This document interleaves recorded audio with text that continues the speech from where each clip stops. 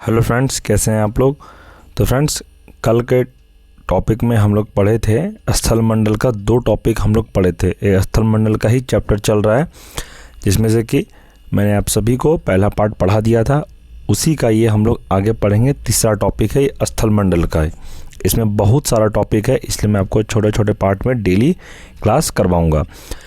BPSC TRE 4 से संबंधित ये जो वर्ल्ड ज्योग्राफी का जो क्लास आपका चल रहा है, यहाँ से प्रश्न आपको 7 से 8 प्रश्न एग्ज़ाम में देखने को मिलेगा। कम से कम 6-7 प्रश्न तो ज़रूर मिलेगा। इंडियन ज्योग्राफी का बहुत सारा रहता है वेटेज, लेकिन वर्ल्ड ज्योग्राफी का भी प्रश्न आपको एग्ज़ाम में देखने को मिलेगा टीआरई 4 में। आप किसी भी क्लास का तैयारी कर रहे हैं, 1 to 5, 6 to 8, 9, 10, 11, 12, किसी भी क्लास का, सभी में वर्ल्ड ज्योग्राफी का वेटेज रहता है, इसलिए मैं आपको पढ़ा रहा हूँ। अगर यहाँ से प्रश्न नहीं आने का रहता तो मैं पढ़ाता ही नहीं। आप लोग इस बात को समझ सकते हैं। मैं उतना ही पढ़ा रहा हूँ जितना आप लोगों के लिए इम्पॉर्टेंट है। अभी तक जितने भी मैंने क्लास करवाया है, सभी टीआरई 4 से संबंधित ही करवाया है, और वही सबसे आपका प्रश्न एग्ज़ाम में देखने को मिलेगा। इस बात का आप ध्यान रखिएगा। और फ्रेंड्स, अगर चैनल पर कोई नए हैं, चैनल को सब्सक्राइब कर लें। अब वीडियो को लाइक अवश्य कर दें। सब्सक्राइब इसलिए कर लें क्योंकि ताकि इस चैनल पर जब भी क्लास हो टीआरई 4 से संबंधित आपको सबसे पहले नोटिफिकेशन मिले। और फ्रेंड्स, आप टेलीग्राम ग्रुप को ज्वाइन अवश्य कर लें। टेलीग्राम ग्रुप में सारा नोट्स प्रोवाइड करवा दिया गया है टीआरई 4 से संबंधित, और जितने भी क्लास होते जाएगी सारा पीडीएफ ग्रुप में ही सेंड किया जाएगा। तो फ्रेंड्स, चलिए शुरू करते हैं। और फ्रेंड्स, वीडियो के अंत तक आप जरूर बने रहें, क्योंकि मैं आपको बता दूँ प्रश्न आपका इस क्लास से बहुत सारा देखने को मिलेगा। जितना मैं पढ़ाऊंगा अभी, यहाँ से सारा इम्पॉर्टेंट प्रश्न ही मैं आपको करवाऊंगा। चलिए शुरू करते हैं। पहला प्रश्न है, भूमध्य रेखा से उत्तर या दक्षिण किसी दिए गए स्थान की कोणीय दूरी क्या कहलाती है? यह अक्षांश कहलाती है। इसे आप ध्यान रखिएगा। नेक्स्ट है, कौन सा वृहत वृत्त का उदाहरण है? तो भूमध्य रेखा है। नेक्स्ट है, ट्रॉपिक ऑफ कैंसर क्या है? तो 23.5 डिग्री उत्तरी अक्षांश रेखा है। नेक्स्ट है, ध्रुवों की तरफ जाने पर अक्षांश रेखाओं के व्यास की प्रकृति कैसी होती है? तो यह घटता है। इसे आप याद रखिएगा। नेक्स्ट है, 1 डिग्री देशांतर की सर्वाधिक दूरी कहाँ पर होगी? तो विषुवत रेखा पर होगी। इस प्रश्न को भी आप याद रखिएगा। नेक्स्ट है, कुल अक्षांशों की संख्या कितनी है? तो 180 है। इसे भी आप ध्यान रखिएगा। देशांतरों की संख्या कितनी है? तो 360 है। आगे है, विषुवत रेखा के समानांतर कल्पित रेखा क्या कहलाती है? तो अक्षांश रेखाएं कहलाती है। आगे है, दक्षिण अक्षांश को कहते हैं तो अंटार्कटिक कहते हैं। इसे भी आप ध्यान रखिएगा। नेक्स्ट है, दोनों ध्रुवों को जोड़ने वाले वह काल्पनिक रेखा जो भूमध्य रेखा को समकोण पर प्रतिच्छेद करती है क्या कहलाती है? तो देशांतर कहलाती है। इसे भी आप ध्यान रखिएगा। नेक्स्ट है, 2 देशांतर रेखाओं के बीच की दूरी किस नाम से जानी जाती है? तो गोरे नाम से जानी जाती है। आगे है, वह अक्षांश रेखा जिस पर सदैव दिन व रात की अवधि समान रहती है क्या कहलाती है? भूमध्य रेखा कहलाती है। नेक्स्ट है, एक देशांतर से दूसरे देशांतर के बीच कितना समयांतराल होता है? तो 4 मिनट का होता है। नेक्स्ट है, पृथ्वी के उत्तरी ध्रुव एवं दक्षिणी ध्रुव को मिलाने वाली रेखा क्या कहलाती है? तो देशांतर रेखा कहलाती है। आगे प्रश्न है, प्रधान मध्य रेखा किस स्थान से होकर गुजरती है? तो ग्रीनविच से होकर गुजरती है। इस प्रश्न को भी आप याद रखेंगे। नेक्स्ट है, ग्रीनविच रेखा से तात्पर्य है? तो 0 डिग्री देशांतर। आगे, पृथ्वी 1 घंटे में कितना देशांतर घूम लेती है? तो 15 डिग्री घूम लेती है। नेक्स्ट है, पृथ्वी पर 2 स्थानों की स्थिति के अनुदैर्ध्य का अंतर 15 डिग्री है। स्थानीय समय में कितना का अंतर होगा? तो 1 घंटा का अंतर होगा। इसे आप ध्यान रखिएगा। आगे प्रश्न है, यदि 2 स्थानों के बीच समय में अंतर 2 घंटे 20 मिनट है तो देशांतर में अंतर होगा? तो 35 डिग्री अंतर होगा। आगे है, अंतर्राष्ट्रीय दिनांक रेखा कहाँ से होकर गुजरती है? तो 180 डिग्री से होकर गुजरती है। आगे है, ग्रीनविच किस देश में है? तो यूके में है। इस प्रश्न को आप याद रखिएगा। आगे प्रश्न है, एक देशांतर को पार करने में दो स्थानों के स्थानीय समय के बीच क्या अंतर होता है? तो 4 मिनट का अंतर होता है, इसे आप याद रखिएगा। आगे प्रश्न है, दो स्थानों के देशांतरों में 1 डिग्री का अंतर होने पर उसके समयों में कितना अंतर होगा? तो 15 मिनट का अंतर होगा। इस प्रश्न को आप ध्यान रखेंगे। आगे है, अंतर्राष्ट्रीय तिथि रेखा का निर्धारण किस वर्ष किया गया है? तो 1884 ईस्वी में किया गया था। नेक्स्ट है, अंतर्राष्ट्रीय तिथि रेखा की स्थिति किसके निकटतम है? तो 180 डिग्री पूर्वी एवं पश्चिमी देशांतर के निकटतम में है, इसे आप ध्यान रखेंगे। आगे प्रश्न है, ग्रीनविच से 180 डिग्री मध्य काल्पनिक रेखा कहलाती है। तो क्या कहलाती है? तो अंतर्राष्ट्रीय तिथि रेखा कहलाती है, इसे आप याद रखिएगा। आगे है, भारत का प्रामाणिक समय किस देशांतर से लिया गया है? तो 83.5 डिग्री पूर्व।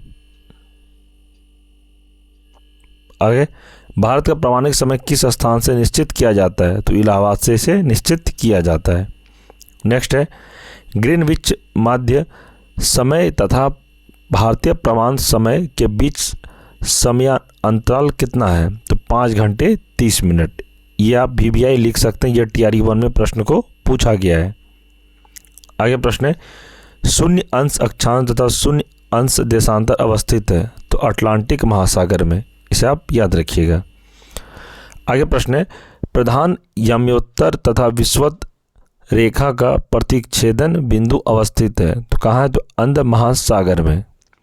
आगे, यदि दो स्थानों की स्थिति में 90 डिग्री देशांतर का अंतर है तब दोनों स्थानों के बीच समानांतर होगा 6 घंटे।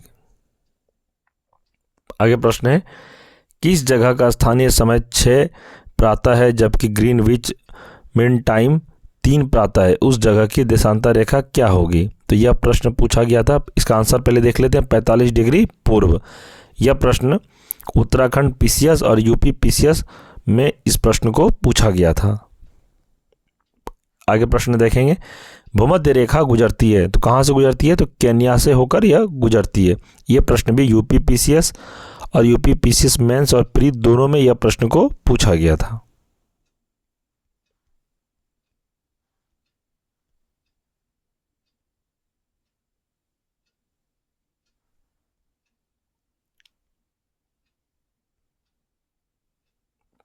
आगे प्रश्न है, भारत एवं बांग्लादेश के मध्य विवाद किस द्वीप को लेकर है? तो न्यूमुर द्वीप को लेकर है, इसे आप ध्यान रखिएगा। आगे प्रश्न है, श्रीहरिकोटा द्वीप स्थित है। तो कहाँ पर? तो पुलकिट झील में यह स्थित है। अब हम लोग 5वां टॉपिक को पढ़ें। इसमें अभी और प्रश्न है फ्रेंड्स, मैं आपको मिस्टेक से थोड़ा नीचे चला गया था। अभी और प्रश्न इसी टॉपिक में है। प्रश्न है, विषुवत या इनविनिक्स वर्ष के 2 काल जब दिन और रात बराबर होते हैं, इसका क्या होता है? तो इसका आंसर हो जाएगा 21 मार्च 23 सितंबर को यह दिन और रात बराबर होता है। आगे प्रश्न है, उत्तरी गोलार्ध में वर्ष का सबसे छोटा दिन होता है। तो 22 दिसंबर को। यह प्रश्न 47वां BPSC प्री 2005 को और MP PCS 1990 को यह प्रश्न को पूछा गया है। आगे प्रश्न है, किस स्थान का प्रामाणिक समय एवं स्थानीय समय लगभग एक समान है? तो नैनी, इसका आंसर हो जाएगा। आगे प्रश्न है, भारत के सर्वाधिक पूर्व एवं पश्चिम में स्थित स्थानों के स्थानीय समय में कितने का अंतर है? तो 2 घंटे का अंतर है। नेक्स्ट टॉपिक को हम लोग पढ़ेंगे द्वीप। द्वीप से संबंधित जितने भी इंपॉर्टेंट प्रश्न होंगे अब हम लोग उसी के बारे में पढ़ेंगे। तो पहला प्रश्न है, द्वीपों की सर्वाधिक संख्या किस महासागर में देखने को मिलती है? तो इसका आंसर हो जाएगा प्रशांत महासागर में। आगे प्रश्न है, महासागरीय द्वीप नहीं है तो मालागासी। नेक्स्ट, विश्व का सबसे बड़ा द्वीप है ग्रीनलैंड, इसे आप ध्यान रखिएगा। आगे प्रश्न है, विश्व का सबसे बड़ा द्वीप समूह कौन है? तो इंडोनेशिया है। नेक्स्ट है, कालीमंतान जिस द्वीप का अंग है वह है बोर्नियो, इसे भी ध्यान रखिएगा। हिंद महासागर में स्थित सबसे बड़ा द्वीप है बोर्नियो, इसे भी ध्यान रखिएगा। आगे प्रश्न है, सेशेल्स द्वीप कहाँ स्थित है? तो हिंद महासागर में।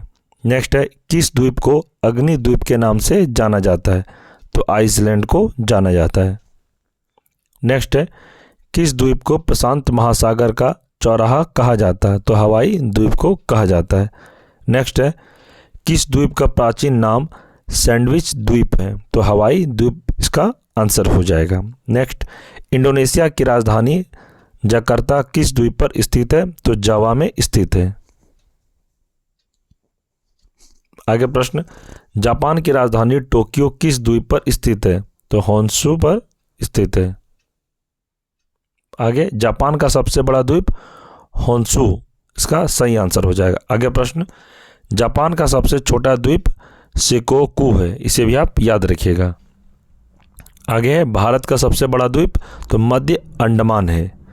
नेक्स्ट है भारत का दक्षिणतम द्वीप, तो ग्रेट निकोबार है। इस प्रश्न को भी आप याद रखिएगा। आगे है कौन सा द्वीप इंडोनेशिया का हृदय स्थल कहलाता है? तो जावा इसे कहलाता है।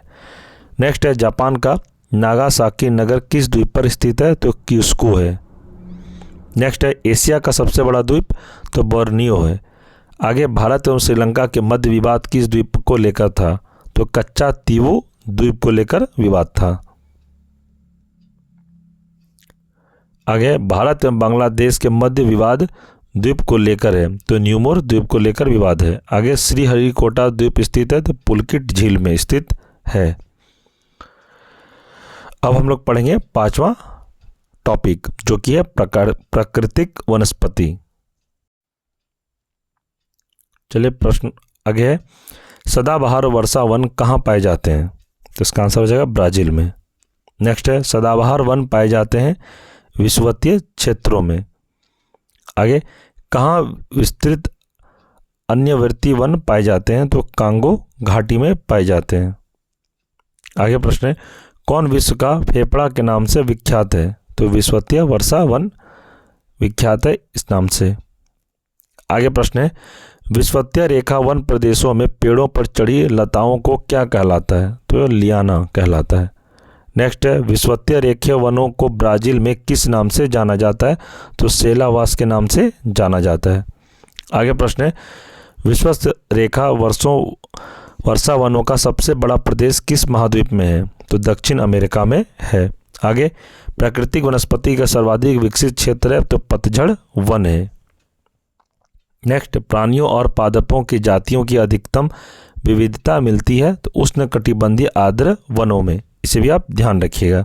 आगे प्रश्न है, सबसे अधिक टेगा वन किस क्षेत्र में पाए जाते हैं? तो साइबेरिया में पाए जाते हैं। नेक्स्ट, स्प्रूस फर तथा चिड़ मुख्य रूप से पाए जाते हैं, तो टेगा वनों में। आगे प्रश्न है, मलेरिया की दवा कुनेन किस वृक्ष से प्राप्त की जाती है? तो सिनकोना से प्राप्त की जाती है। आगे प्रश्न है, विश्व के वन क्षेत्रों में से किस एक फैलाव की प्रतिशतता सर्वाधिक है? तो उष्णकटिबंधीय वर्षा वन की है। आगे प्रश्न है, सवाना का सर्वाधिक विस्तार है? तो अफ्रीका में है, इसका सही आंसर हो जाएगा। यह प्रश्न यूपीपीसीएस और यूपीपीसीएस प्री और मेंस दोनों में यह प्रश्न को पूछा गया था।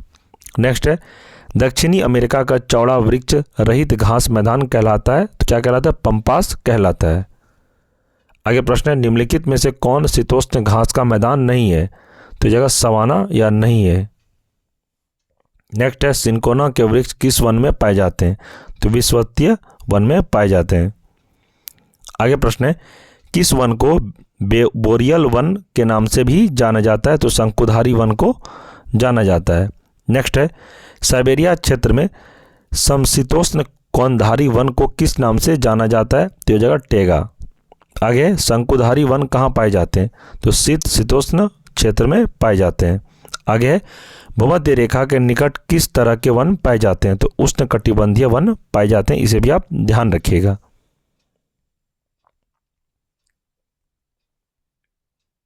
आगे प्रश्न है, डेल बजरिया जाति किससे संबंधित है? तो सीसम से संबंधित है। नेक्स्ट है, 2000 से 2005 की अवधि में वन क्षेत्र का सर्वाधिक ह्रास जहां देखा गया हुआ है इंडोनेशिया, इसका सही आंसर होगा। आगे, पृथ्वी को कितने समय कटिबंधों में बांटा जा सकता है? तो 24 में इसे बांटा जा सकता है। तो फ्रेंड्स, हम लोग आज इतना ही इस वीडियो में रखेंगे। क्योंकि ये जो स्थल मंडल का जो चैप्टर है इसमें बहुत सारा टॉपिक वाइज दिया गया है जो कि एक वीडियो में कवर करना पॉसिबल नहीं है। हम लोग अब आगे वीडियो में पढ़ेंगे, क्योंकि ये जो स्थल मंडली बहुत लॉन्ग चैप्टर है। इसमें से आप लोग देख सकते हैं, अभी स्थल मंडली हम लोग पढ़ें जिसमें से हम लोग 6ठा टॉपिक पढ़ रहे हैं। स्थल मंडल के अंदर का ही ये टॉपिक है। चट्टान हम लोग अब नेक्स्ट पढ़ेंगे। और फ्रेंड्स, ये वर्ल्ड ज्योग्राफी का क्लास चल रहा है आपका, और अभी मैंने इंडियन ज्योग्राफी का क्लास पूरा कंप्लीट करा दिया एनसीईआरटी बेस्ड। आप लोग चैनल पर प्लेलिस्ट चेक करके क्लास को कर सकते हैं। टियर 4 में वर्ल्ड ज्योग्राफी का जो मैं अभी आपको क्लास करवा रहा हूँ, यहीं से आपको प्रश्न एग्जाम में देखने को मिलेगा। इस बात का आप ध्यान रखिएगा। और फ्रेंड्स, आने वाले समय में कोई भी प्रॉब्लम आपको हो, आप हमें कमेंट करें। कोई भी टियर 4 से संबंधित कोई प्रश्न हो, आप हमसे डायरेक्ट बात कर सकते हैं। आप हमें टेलीग्राम पर भी मैसेज करें। और फ्रेंड्स, किसी भी तरह का डाउट हो, आप कमेंट सेक्शन में डाउट को लिखें।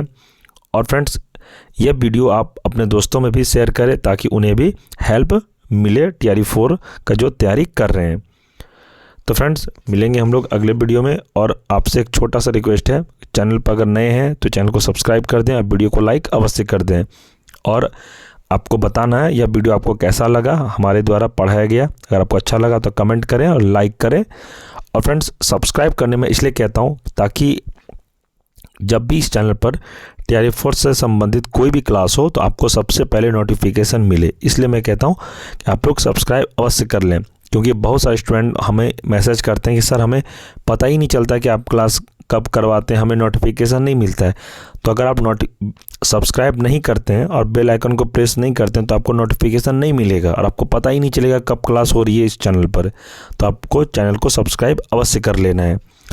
और फ्रेंड्स, इस क्लास का आपको PDF नोट्स चाहिए तो आप टेलीग्राम ग्रुप को ज्वाइन अवश्य करें। टेलीग्राम ग्रुप में ही डेली PDF नोट्स को प्रोवाइड करवाया जाता है।